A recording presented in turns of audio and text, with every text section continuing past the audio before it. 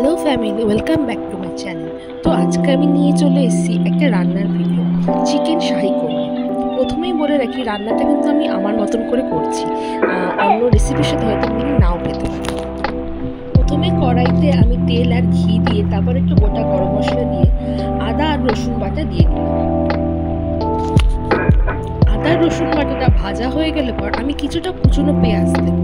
এখানে আমি 3 ভাগে পেঁয়াজ দেবো, পেস্ট করে আর কিছুটা বেরেস্তা এসে ভেজে দেবো। তো পেঁয়াজটাকে ভালো করে আমি এখানে ভেজে নিচ্ছি। তো পেঁয়াজটা বাদামি কালার হয়ে গেলে পর আমি এখানে অ্যাড করে দেবো হচ্ছে আগে থেকে বেটে রাখা পেঁয়াজ। পেঁয়াজটা অ্যাড করার পর আমি এটাকে ভালো করে নাড়বো, এর ভাজবো, যাতে পেঁয়াজের যে গন্ধটা থাকে কাঁচা, সেই কাঁচা গন্ধটা যাতে চলে যায়।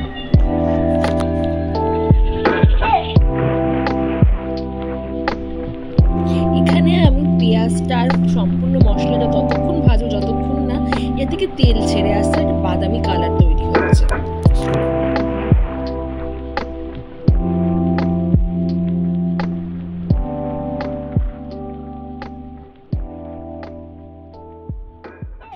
এরপর আমি অ্যাড করব কিছু গুঁড়ো মশলা, ধনে গুঁড়ো, জিরে গুঁড়ো আর গরম মশলার গুঁড়ো।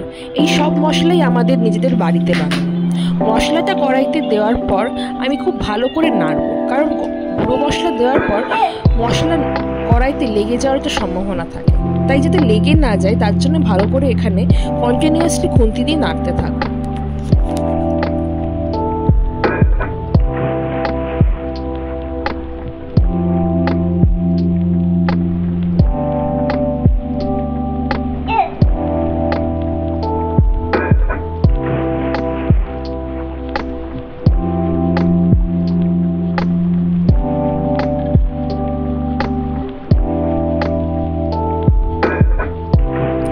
এরপর আমি অ্যাড করব আগে থেকে তৈরি করে রাখা কাজু, আমন্ড আর দুধের একটা মিক্সচার।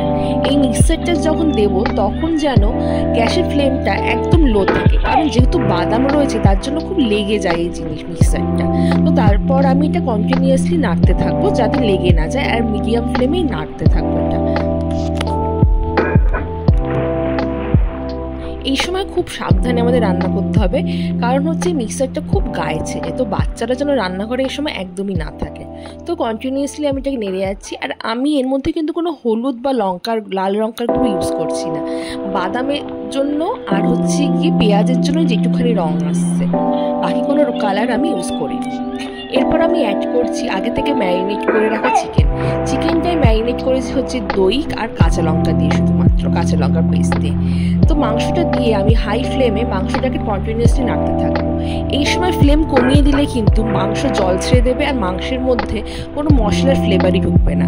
তো হাই ফ্লেম রেখে এই সময় আমাকে মাংসটাকে কন্টিনিউয়াসলি নেড়ে যেতে হবে।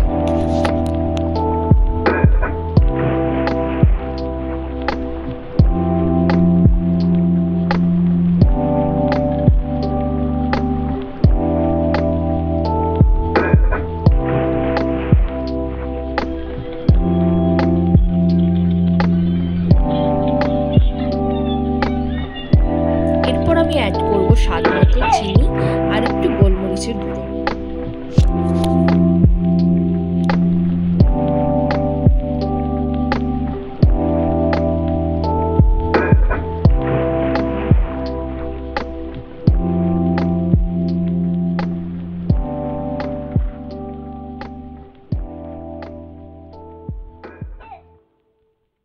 এরপর অ্যাড করছি কিছু কাঁচা লঙ্কা কুচনো। যেহেতু এই মশলাতে কোনো আমি শুকনো লঙ্কা ইউজ করছি না, পুরো রান্নাটাই কিন্তু কাঁচা লঙ্কাই হবে, আর লঙ্কাটা আপনারা যেরকম ঝাল খান সেই অনুযায়ী দেবেন। আর এখানে আমি রেডি করে নিয়েছি একটা কোরমা মশলা, সেটার জন্য কিন্তু আলাদা রেসিপি আছে। এখানে আমি অ্যাড করছি বেরেস্তা, যেটা ভেজে রেখেছিলাম সেটা কিছুটা, আর বাকিটা আমি অ্যাড করব একদম রান্নার শেষে। এরপর আমি অ্যাড করব হচ্ছে যে কোরমার মশলাটা আমি বানিয়েছি, যেটা রেসিপি আলাদা আসবে, তো সেই মশলাটা আমি কিছুটা এখানে অ্যাড করছি। এরপর অ্যাড করব হচ্ছে কি ঘি। মশলার পরিমাণটা আপনারা নিজেরা যেরকম রিচ খান সেই অনুযায়ী দেবেন, ঘি পুরোটাই আপনাদের পছন্দ মতন দেবেন, কারণ আমরা একটু মশলা কম খাই, তার জন্য একটু মশলা কমই আমি ইউজ করেছি। আর লাস্টে দিচ্ছি সামান্য কেওড়া জল।